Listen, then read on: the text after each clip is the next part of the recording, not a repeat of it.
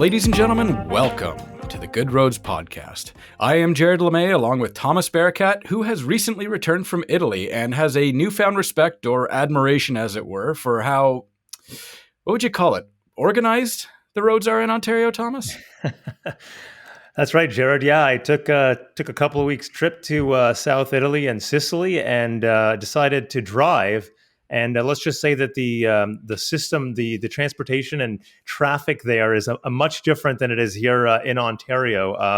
Let's just say the rules are more optional, and it's kind of a bit of a free for all. But I survived. The rental car did not get damaged, and now I can tell the tale. And only one run-in with the police officers, I believe. That's right. That's right. For driving too slow? That's right. For driving too slow, being too responsible. Yeah. So as bad as people make our roads out to be, they could be much worse. Yes, I was joking around when I got back that when we got back and we were driving along the 401 during rush hour, it felt very peaceful, as opposed to before I left, I was very stressful. So yes, a newfound appreciation. I don't think those words will ever be put together with the 401 and rush hour. That doesn't sound right. Well, when you drive in Palermo, that will do the trick. All right. With that being said, and with the introduction of Good Roads Road Safety Auditor course just a few weeks ago, which was inspired by and authored by our good friend Ken Beer, who will be traveling all the way from Australia in October to teach this course. On today's episode, we have another Australian who is taking the opposite approach, see what I did there, to road safety. He's an organizational psychologist who is taking the human factor and experience to simplify all things, including road safety design, specifically for Vic Roads with his organization, Opposite. Welcome to the Good Roads Podcast, Dr. Nicholas Duck. Hi, guys. Thanks for having me. Oh, thanks for being here. Your organization is very, very interesting. I looked at your website, I looked at your collateral, and it seems, I guess, opposite is the exact word you want to use to describe it, because it's taking quite a different approach. And I'm not an engineer, I'm not a psychologist, and I couldn't really work it out for myself. But tell us about Opposite and the work you do, and fill me in. Yeah. The word opposite, I guess the name of the business, perhaps it came from the idea that we often, start the year trying to do the same thing over and over again. So in some cases we might go, something's not working, so we've just got to do it more, or we've got to do more stuff, right? And in some cases you might think, well, maybe it's the complete opposite. So for example, maybe if you're setting lots and lots of goals each year, what you should be doing is, doing the opposite, setting fewer goals, perhaps. So quite often, I think there's some little insights that come when you think in a counterintuitive way, and that was something that my university supervisor, who mentored me through my doctorate, he basically wrote this whole literature on how we could use counterintuitive findings to progress science, and I think that sort of crystallized in the idea of opposite. And then the other sort of tongue-in-cheek reason why it's called Opposite, if you're a Seinfeld fan, there's an episode called The Opposite, and my podcast, I've got my own podcast called It's About Nothing, which is also a Seinfeld reference. So there's a little bit of tongue-in-cheek Seinfeld references there, which I know now actually becoming a bit dated. I've discovered with some of my staff who are a bit younger, they're coming through saying, I don't get this Seinfeld show. Why does everyone like it? We've had similar incidents in the office with people who specifically like Friends and weren't a big fan of Seinfeld. She knows who we're talking about. Yeah, indeed. Now, in terms of the road safety connection, so originally I sort of, like a lot of people really, I fell into safety after I finished studying, and eventually found my way into road safety. So that was looking at road user behavior. So looking at the basically the interaction between the human and the motor vehicle itself, or the human and the motor vehicle and the road. So it really, the area of human factors looks at all of those interfaces, but really focuses the attention on the person and really tries to understand, what are they thinking when they're driving on the road? Why do people take unnecessary risks?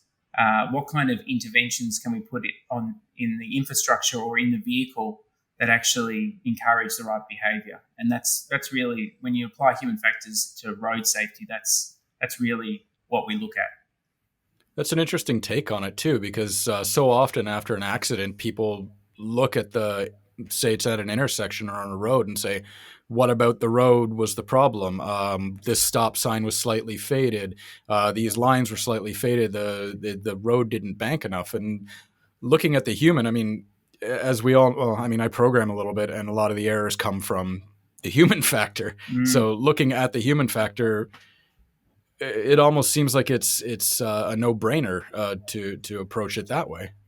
Yeah, you're right, and you have to sort of look at it across across time, because there's the road user themselves and what they could do, which is highly variable. But yeah, certainly the engineers and the designers can make errors, or their judgment might not be quite right. There can be situations where a group of people come together and make a decision where they decide we're going to go down this path, even though we know it's perhaps not the safest, because either we can't afford it, or we don't have time, or perhaps they don't have the patience to explore it any further. So there's always human factors across even the life cycle of the asset and the motor vehicle design itself. The other day I was interested to read, I'm not sure if you guys have been following it, but a lot of the big car companies are moving away from using the touch screens in the motor vehicles again. They're looking at bringing push buttons. And the reason for that is a really practical one, as you'd know, is that when you're in the car, you don't want to be looking at the screens. You have to rely a lot more on tactile feedback. And push buttons give you, when you push them, I mean, we're all used to buttons because they're around us all the time, but we don't often stop and think, why is a button actually a really good thing? It's because when you press on it, you know you've pressed it. Whereas on a touch screen, you could be tapping the screen and going, am I tapping the right spot on the screen? And then you have to waste a whole heap of time, doing that search and tapping just at the right level as well. And whereas a push button, there's no ambiguity. You press it, it's pressed. Oh, and when you're driving too, and you hit that little bump and your finger goes up, and you've changed screens entirely, and now you got to get back. Yeah, no, indeed. That's a fantastic point.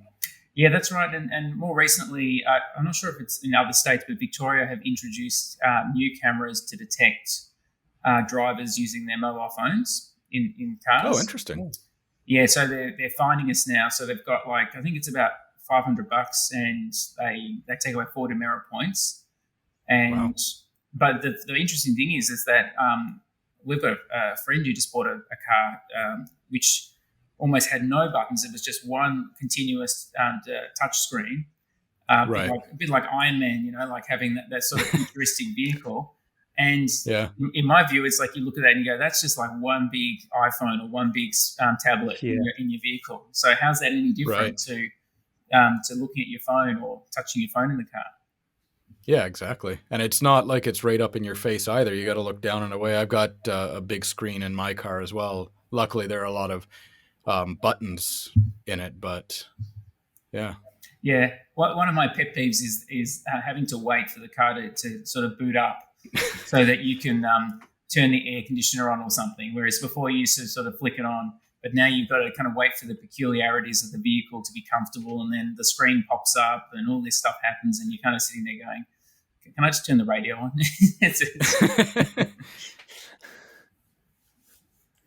Well, so, I will. Sorry, go ahead, Thomas. No, okay. Well, no, I was just gonna say. So we talked a little bit about the human focused approach to kind of solving problems. We know it differs from the traditional approach in the sense that it is based on what human behavior. Is there anything else that differs from a more traditional approach to solving problems? Yeah, that's another good question, because I think one of the things that often comes up is that if let's say we're working with an architect or an engineer, it's not like they're not thinking about human beings at all. It's not like human factors came along and we said, oh wow, there are humans in the system. Like we've always thought about humans. We do it all the time. I thought about people before I became a psychologist. But it's just like any other dedicated science. When a psychologist or a human factors specialist have trained in the research around human behavior and the way we think, and have that sort of literature and that background and understanding, they've also got some specific structured methods that you go through to really tease out user needs, to work through the types of errors that someone might make in a given context, but also understand how you basically pattern match. How do you match the right, say, infrastructure intervention with the behavior you've got in place? So a really good example is that unintentional errors, where essentially that means you've done something and you didn't mean to do it. There was no motivation behind it. It's just happened. So I always give the classic example of when you're driving and you look down and you realize you're going a few kilometers over the speed limit and you think, oh, gee, I better just slow it down a bit. I'm sure for other people it might be, what do you mean a few kilometers? I always do a few kilometers over. I worry when I do 10 or 20. But that's basically an error because you weren't, for whatever reason, you weren't paying attention at the time, but it was unintentional. But of course, you can do it intentionally, and that's where you have motivation behind it. Now, the problem with, but if there's no understanding about that, if you don't really tease that out, then what will happen is governments and organizations will approach the problem with a very blunt instrument. They'll approach every error as if it was a violation or it was an intentional thing, which means that they'll, put up signs saying, follow the speed limit and put in sort of punitive sanctions and things like that. Now that will address the people who are doing it intentionally, but not the ones who are doing it unintentionally. And throughout any complex system, if you're always designing around the idea that someone must have been motivated to do it, then you're not actually designing it to what was really happening. And that's what human factors really teases apart. It really tries to understand, why did this happen in the first place? Like, was it someone really trying to do this, or was it an error? And another example was a place I worked with previously. I was visiting a site. I was working in construction at the time, but I happened to visit a site doing a review. And while I was there was a motor vehicle accident.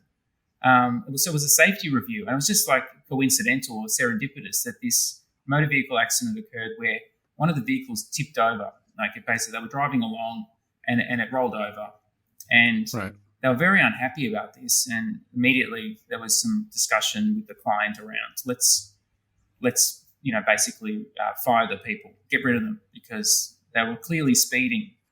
And I happened to be in this meeting, and I just sort of teased it apart, just asking questions, saying, well, was there any evidence they were speeding? And they said, oh, well, no, but they must have been if they flipped over. I said, okay, I'm not sure about that, but and then they said, well, this behaviour was intentional. That's what they literally said. They had a framework and they pointed at this scale and said, this was intentional behaviour. And I said, are you saying they intentionally rolled their vehicle? And they're like, oh, no. But it was, but they were intentionally speeding. And I said, well, let's go back to it again, because I don't know if we know for sure they were. It is possible in this situation, like any good incident investigation, that they would do it, that something happens. They were driving at a normal speed and something to do with the road caused their vehicle to flip over. But the point of this story was really that there's this sort of reaction we have to when something goes wrong, to go, somebody's stuffed up, somebody's made a mistake, somebody's not paying attention, they're idiots. And that's kind of what we're, as human factors specialists, we're pushing against all the time, is let's go into a bit more nuance here, because people are more complex than that. It sounds like it's number one, difficult to get out of that framework, just because people seem to default to that. But number two, it seems difficult to tease that out, especially because one thing I've learned is that humans are very, very unpredictable. I guess, what would you say to that? And is there a way to, like, I guess there are multiple reasons why this would be a good framework to go forward with, as opposed to just the pointing fingers. But what are some of those reasons, and how can people, I guess, divert away from the classical blame people, fire people, and ask questions later approach? Yeah, so I think the first thing is that uh, the what we focus on is like what you'd be very familiar with, is looking at things like the hierarchy of controls and thinking, well, when you're designing something, we don't even want to get to the point where people are in a position where all of these, anything can go wrong. People are highly unpredictable, for example. Well, in many ways, what we want to try and do is reduce that variety where safety is concerned. So obviously, like if you're hosting a party, you don't want to create an environment where it's like, well, we want to reduce the variety at this party so that everybody behaves the same way, because there's no safety implication there. But when you're dealing with a complex system with lots of vehicles coming in and out, and you've got people having to make lots of decisions, then ideally what you do is you look at the design of that infrastructure and really funnel it right down and to the point where you're really leaving the user with just some very clear, discrete options. So if at some point they're going to have to take over and there's going to be residual risk, they're going to have to actually manage the vehicle, and they're going to have to make those decisions until we get autonomous vehicles, and hopefully there's no human error in the programming of the vehicles. But yeah, first port of call is usually design, and it's trying to design it out as much as you can. And Okay. then there'll always be some sort of residual risk at the end, which you have to manage in various ways. I think one of the issues we've had with residual risk on the roads has been a tendency to kind of treat every problem with signage.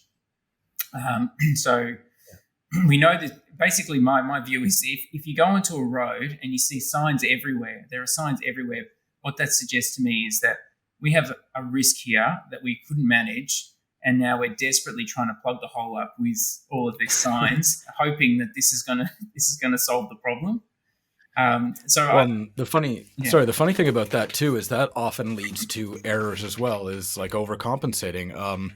I'll tell you a story, and I don't mean to be down on Toronto, but I was in downtown Toronto a few years ago. I was trying to find this one building, and I stopped at an intersection, and there were signs everywhere, street signs, stop signs, no parking here, no doing this between that, no doing this between this time and this time.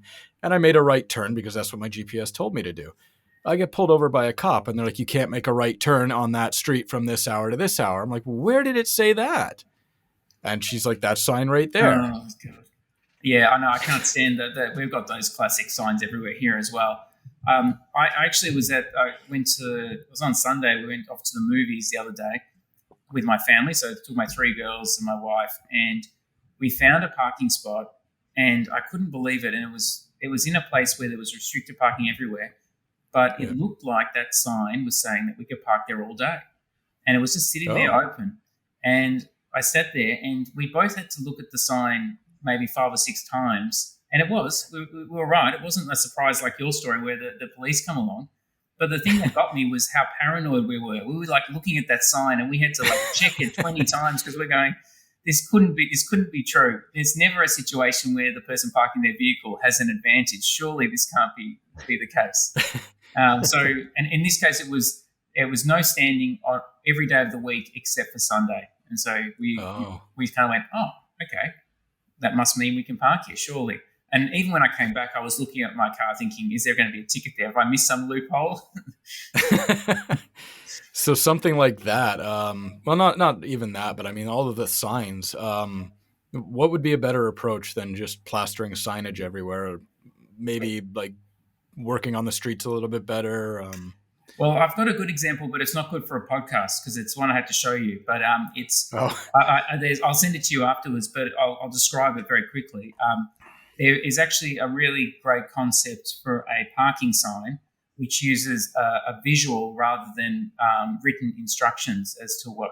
So basically, like your calendar, when you look at your calendar and you see like the blocks of color Yep. so you say, I blocked out from 9 to 1. It basically uses a calendar approach to display when you can park. So you look at it, and what you do is you just look for the section where you're allowed to park. You can just immediately see it. I can send you a link to it, but I saw that and I thought, gee, I mean, that would be a lot easier for people to understand. Yeah. Send that along. I'll put that in the YouTube notes. People can click on it and get an idea of what we're talking about.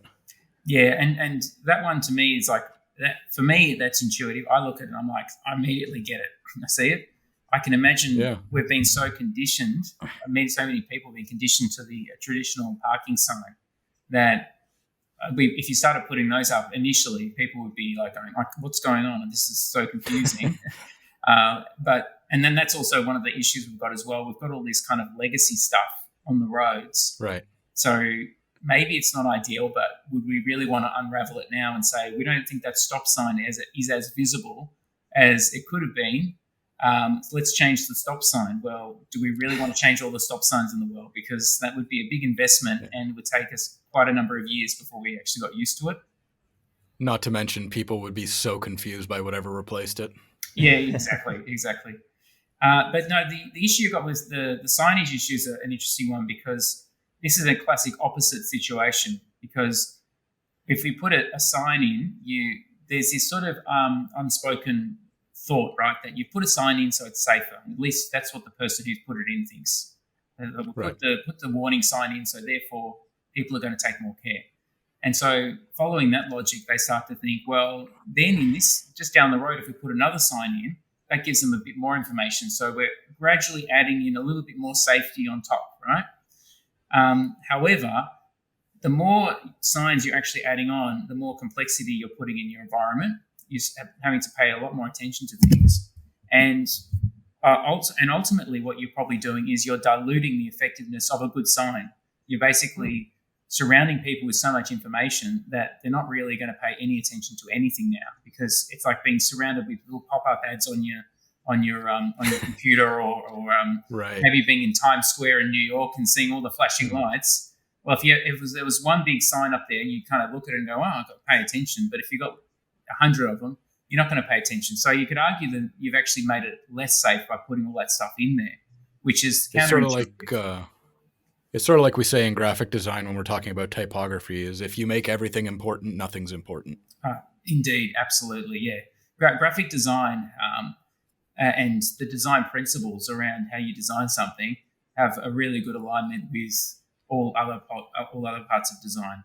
So that's a classic one. Minimalism in graphic design, for example, as well. Right. That principle can be applied quite well on roads. It's, only put the controls and the signs in place that you need, and no more than that, and that addresses that problem. So yeah, there's definitely a lot of overlap with just the simple design principles we use on our computers or on posters or whatever we use. Yeah.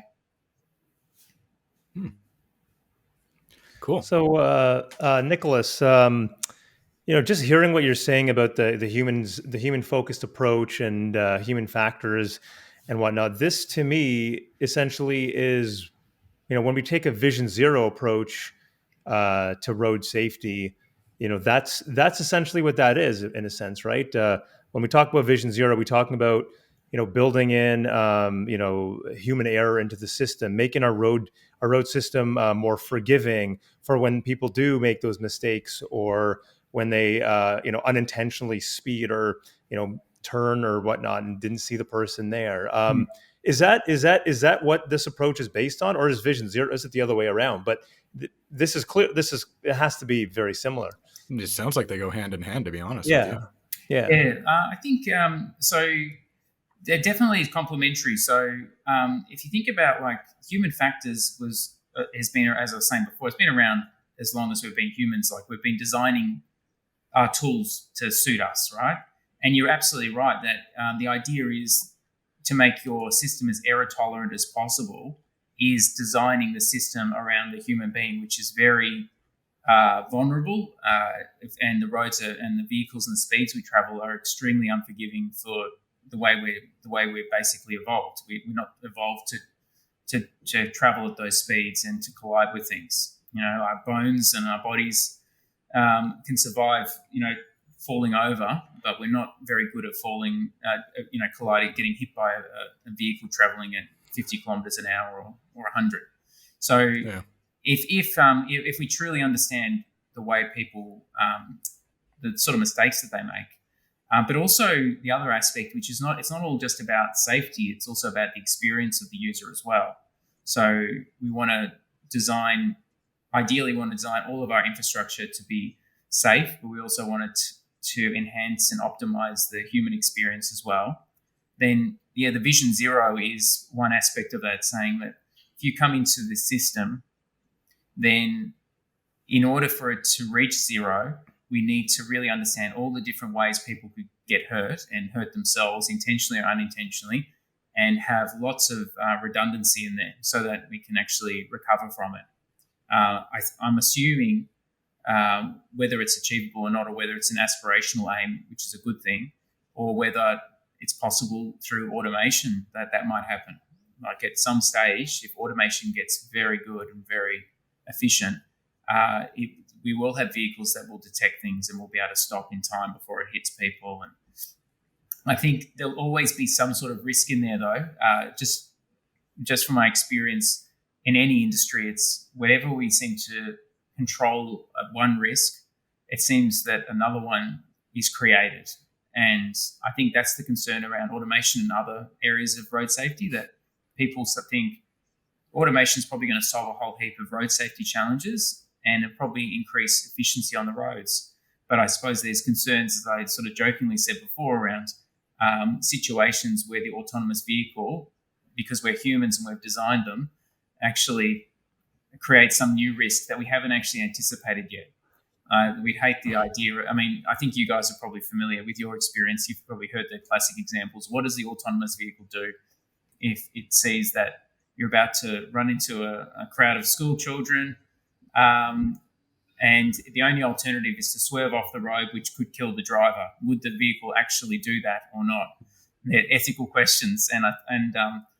Well, there's a whole Will Smith did a whole movie around that. What was that? I can't remember what it was. iRobot. That was it. That was all around AI and what it does. Like in the movie, spoiler alert for anybody who didn't watch it in like 2001, but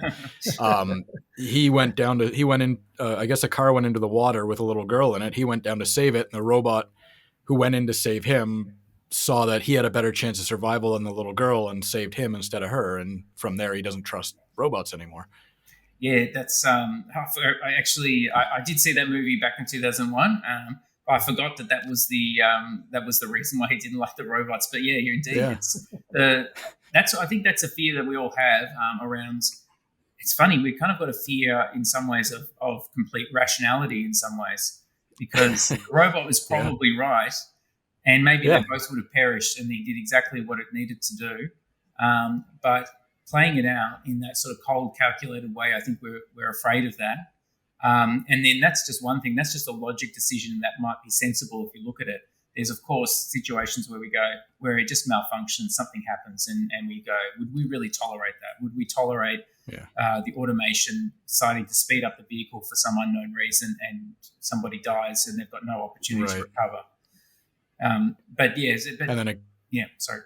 then it goes to its far out conclusion of the Terminator movies. I know. Well, that's right. It seems to be the at least the top 5 discussions at the moment with automation. It's everybody's concern is that one, and it's either. And I always wonder about that. You got the robots walking around looking like skeletons, and you think they probably, if it really got to that stage, I don't think that they really even need to have those robots walking around. They could probably do something way more sophisticated. Well, I mean, you look at the Matrix too. They completely got rid of the human bodies for that and looked like squid creatures, I guess. That's right. Yeah. But I mean, the Animatrix too. The Animatrix right before the Matrix was fantastic, because they had a whole episode about when autonomous units like this start to rise up and start to become their own civilization, how we'll treat them. And that's what led to the war. Yeah. But we're getting off on a whole other tangent here. Well, yeah, I think it is. I think we've probably entered already. Let's face it. We're in right now a very strange time where it's a transformation. It's a digital transformation. It's not just autonomy, but look at us now. I mean, I'm sitting here in Melbourne.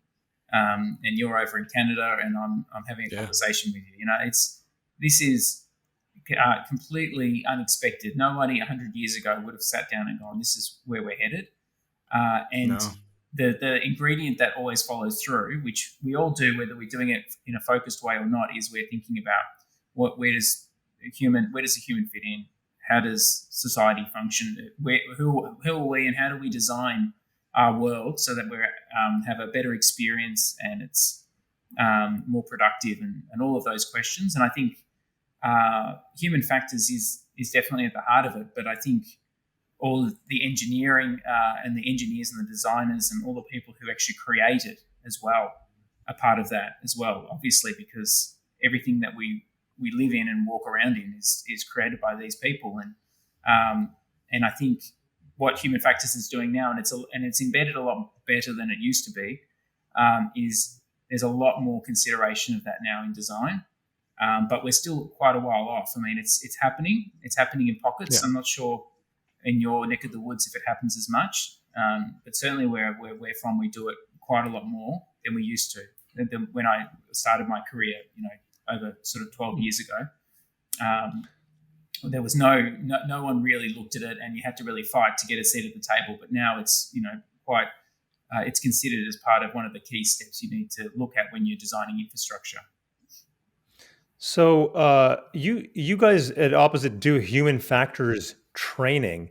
Does that help when you train more people? It gets more people thinking about it. Gets more people at the table with that kind of mentality. What is human factors training? How do you train someone to think like that? Yeah. So human factors training it's probably all the things we've been discussing here. It's first of all, I think it's dispelling some of the myths about what human factors is.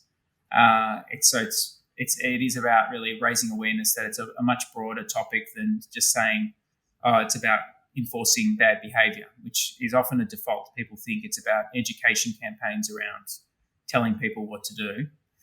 It very much is more about raising awareness around that. It's looking at the human as one aspect of the design itself. So it's just like the concrete you're pouring. You've got to look at the person who's going to be using it. It's an essential ingredient. So that's one aspect of it. The other one is when you're looking at people and you're trying to understand people and what they might do, it is a bit abstract and a little bit ambiguous, because when you sit down to draw a bridge or design a bridge, it's reasonably crystallized and technical. You can sit down and do that, right? You can design it, people can look at it and discuss it. But discussing humans and what they're thinking and feeling and what they'll do if you design something a particular way, it's a bit hazy.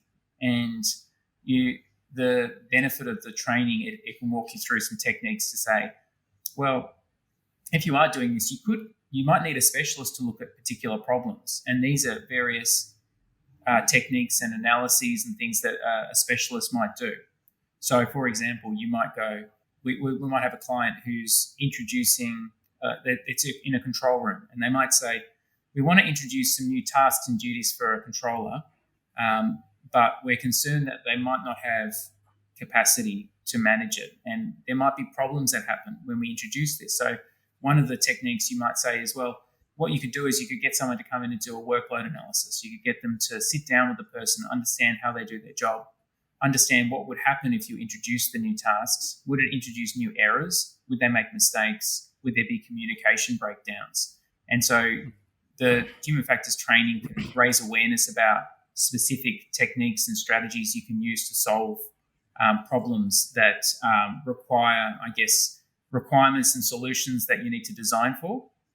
And then the other aspect of human factors training is probably the psychology, which is really getting some good, robust understanding about the way people process information, the sorts of errors that they make, the limitations that people have physically and also with their perception, and how fast they can react to an incident, all of those sorts of factors that allow the person who might be designing something or making planning decisions to look at it and go, right, okay, so we think that this is the right approach, but based on the human factors analysis here, we actually shouldn't be designing it this way at all. We should be considering something else. So so basically the human factors training, I think, is about raising awareness, but also making it easier to understand how you apply it. I think those two things.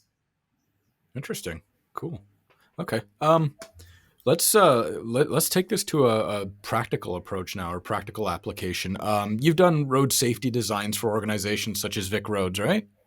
Well, we don't do the designs ourselves, because we're mainly psychologists. What we do is so we work on lots of infrastructure projects and sometimes road upgrades and things like that as well.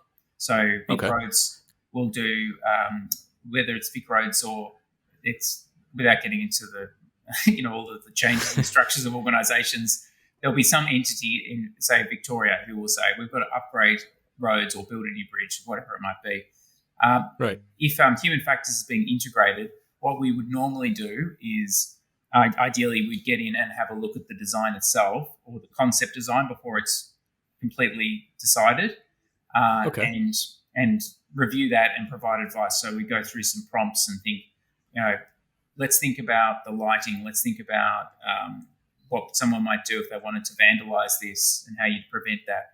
Let's think about what would happen if somebody stood on the barrier and climbed over. So basically systematically go through all the different users, all the different people who would interact with it, and then work out what are they really going to be doing there and what could go wrong, and then what can we recommend in that design to help prevent that, so that, as I was saying earlier, so that we don't have to deal with the mess later once it's in operation. Right. So if you were to do this for, say, an Ontario municipality contacted you, said, we're building this new road here, you're essentially like a set of fresh eyes with a different perspective. Again, as a designer, when I'm designing something, I find myself getting so deep into it, I can't see the forest for the trees. But you'd be like a fresh set of eyes with that human perspective, the outside perspective that somebody may or may not think about. And you would say, think about this, think about this, think about this. Yeah, correct. Well, that's one aspect. And then you could probably do it even earlier. And we'll do some early analysis before anything's been designed or built. There might be some ideas or some proposals, some options on the table. And so what we could do is, and I just did this the other day, actually. I went out, they were building an underpass. They're planning on building an underpass at the train station. And myself and one of my colleagues went out, and we walked around to have a look at what are people actually doing at the space right now.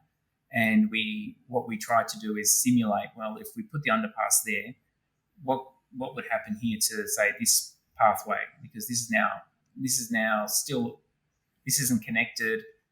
Where would the people go? What would happen? We spoke to the people in the area. So there's a person in the local shopping area, who gave us some information about how people are behaving at the moment. We spoke to the station master about some of their concerns and some of the things that they'd like to see happen.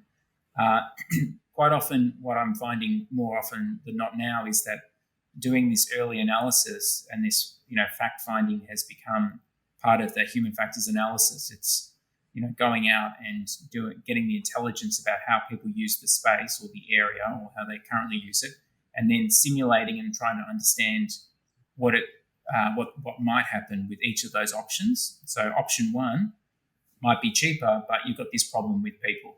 Option two might be more expensive, but you've eliminated this problem, which ultimately might cost you more anyway, because if someone gets hit by a vehicle or whatever it might be, it's going to cost you more. Another example is my team have done a lot of work in things like visualizing what the solution might look like. So we did a study a couple of years ago at the underground stations here in Melbourne, where we had they wanted us to look at emergency access and egress from the station. And what we did is we did a walk through the station, and we did our normal assessment, but then we sat down and basically superimposed what good wayfinding might look like in the station if it was upgraded. So we came up with a design that was very human-centered. So tried to, for instance, had color coding, had sort of the classic color coding lines that you could follow. Cool. We made it. There were problems like you couldn't see. If you're in a wheelchair, you couldn't actually see where the lift was to access the lift. You can't. There was a little tiny sign off in the distance, so we visualized that and showed them, look, what you really need to have is this nice big blue thing right at the end, so that they spot it immediately, so they're not stuffing around and wheeling around trying to find how to get out of the station. So that's another thing we do as well, is that we try and I guess as practically as possible show and simulate and show this is what it might look like if you did it this way. Huh. It sounds like what you're doing too is, I mean, when municipalities or cities or whatnot build something, they don't always have the time or the opportunity to have boots on the ground to ask the people who actually use these spaces how this would affect them, or people who have the experience with these spaces. They don't have the time, I guess, to figure out how something new would affect them or what it would do to the old space. So it sounds like with the boots on the ground and actually talking to the people who use the spaces, you're gathering so much more information for designing and building these spaces than somebody who just sits down with a pen and paper and says, hey, let's just draw this out.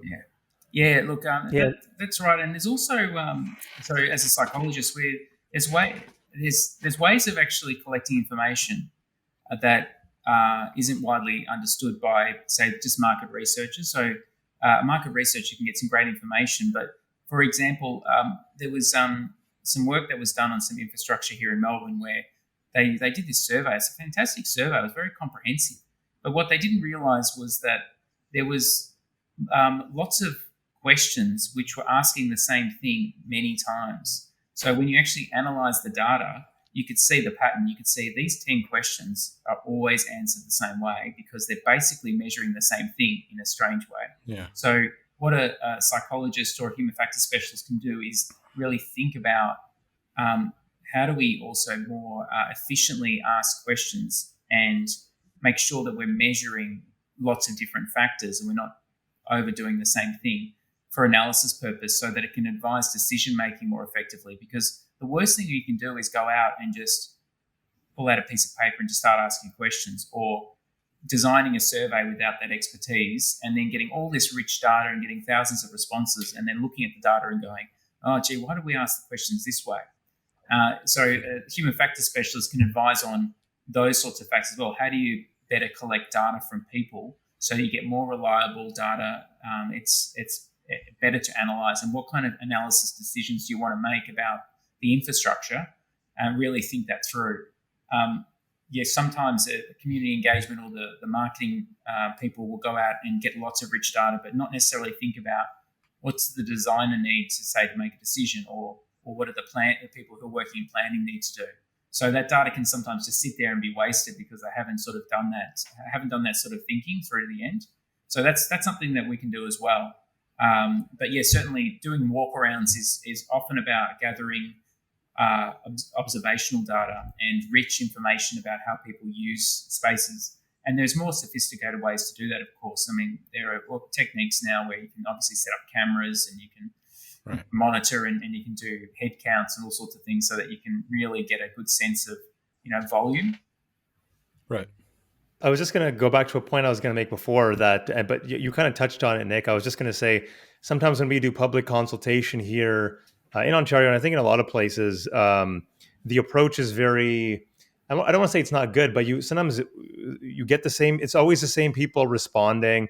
They always kind of have similar concerns. It's usually, especially when it comes to new projects or they're related to housing, it's always kind of no, I don't want this. So it's interesting to see that you guys are taking a bit of a different approach, and with the human factors and just to kind of, it makes a big difference, I think. And you get, like you said, you gather some rich data, and even if it's just a survey or if it's a, public information session that when they have people come and kind of voice their concerns about things, it's good to have different approaches, because a lot of the times it is the same voices in the community that want their voice to be heard, and then the people who are actually being affected by what's happening are nowhere to be seen, and their voice isn't being heard. Yeah, you're right. That's what you described there is your basic classic research design issue, and it's well known in sort of medical circles. Like if you say you get people on a new drug And then at the end of the trial, you say, "Oh, that was fantastic. Everyone felt a lot better." But then you go, "Well, wait a minute. What happened to those 50 people who dropped out of the trial? Did you actually find out what happened with them?" It's like, "No, they dropped out." It's like, well, maybe they dropped out because they felt miserable on the drug and they felt worse. So what you get is you buy a sample. This is what you're describing is you get the people who hang around, and then you design around that problem, and really then that's another research design data collection strategy where you got to think about how do we actually attract and engage the people and from the people who aren't motivated to give us that feedback. So that can also be you can get the squeaky wheels talking to you. You can also have the other problem where all you get is the positive feedback because they're the only ones who are willing to talk to you. So it's definitely a problem in data collection. It's like sometimes we do a lot of this, not us, but like let's say people will go off and do a lot of data collection, and it's a lot of wasted time because what they're getting is just a false reading of what's actually happening because they haven't really invested in the data collection to do it properly. That can also be strategic as well, of course, because sometimes you don't want to hear the bad news. Jared, was there anything else we wanted to ask? You've got Opposite's tool for assessing pedestrian and road level rail crossings. Yeah, we've built a few different tools. That's one of them we've built with other partners. So we've had basically what I was describing before in training. People often get a bit bamboozled as to what do we actually do. Like you've told us about people now. We understand people are a bit weird and they do strange things. But what are we supposed to do, guys? That's kind of the concern. And even when you sort of provide advice on different techniques and analyses, you're really sort of left wondering: is it something that the human factors person does, or is it something that, say, designer, architect, engineer can actually do on their own, and they don't need the actual expertise, or maybe you bring that expertise in later. So what we've tried to do over the years is develop toolkits where if you're, say, presented with, say, a particular design, you can systematically identify things in the thing you're building and it'll automatically generate some information and some recommendations around what you do for different humans and what's happening. So, for example, the tool that you mentioned there might be something like if you were to, say, look at, say, a level crossing where, let's say you've got... you basically want to explore different control options for upgrading that level crossing. You might walk through and say, well, boom barriers might be great at preventing this particular kind of behaviour. However, there's going to be a lot of issues with people with vehicles getting stuck in between the boom barriers at this location. So it might say, actually, the most appropriate solution might be grade separation at this location, walking through after you've done your kind of human assessment and understand that. So we've designed toolkits where you can kind of click through and do these kind of decision-making assessments and bring up some sort of practical remediations for common problems that we already know about. So that's basically almost like saying, instead of Googling and trying to figure out and find the information, we've kind of brought that information under sort of one umbrella so you can navigate it and go, right, well, here's a human factors toolkit that will provide some of those solutions that we've already baked before. And we don't have to reanalyze them because we already know that these are some of the solutions that you need. Excellent. Okay. That's a lot of great information and a lot of stuff I did not know. Do we want to wrap it up there? Okay, I'm going to take that as a yes, but yeah. Well, you know what? I think through the conversation, Nick actually answered a bunch of the questions I think that we were going to ask Jared. Yeah. Which is I love when that happens in a podcast. It just becomes a natural kind of conversation. Right. But I keep thinking, is there something else I wanted to ask? Is something, and then But I think we kind of covered all the ground I think that we set out to cover in this episode, and to kind of really understand this human factors. Yeah. The opposite approach. But I got to say the Seinfeld background to why you call it opposite, that is, I think, something I never really thought was coming into this. It works so well for George Costanza why can't we bring this approach to road safety? I'm never going to forget that. We're going to be having the summer of road safety next year. Yeah. Yeah. All right. Before we wrap it up, Nick, do you have anything else you want to say to our listeners? Maybe drop your website. I'll post your podcast in our notes as well, so people can check that out too. Take some time. Tell everybody where they can reach you. Anything else you want to tell them? Yeah, no, thanks for having me, guys. It's look, I always any excuse to talk about what we do. It's enjoyable. It's nice to have a bit of a plug for what we do as well, because we've got a lot of as you mentioned before, got a lot of examples on our website. So that's at opposite.com.au. We work in road safety infrastructure projects and also rail and lots of other operational environments, but we're also organizational psychologists, so something we didn't talk about, which I won't go into now, but it's we do a lot of organizational consulting as well, so leadership development and training and things like that.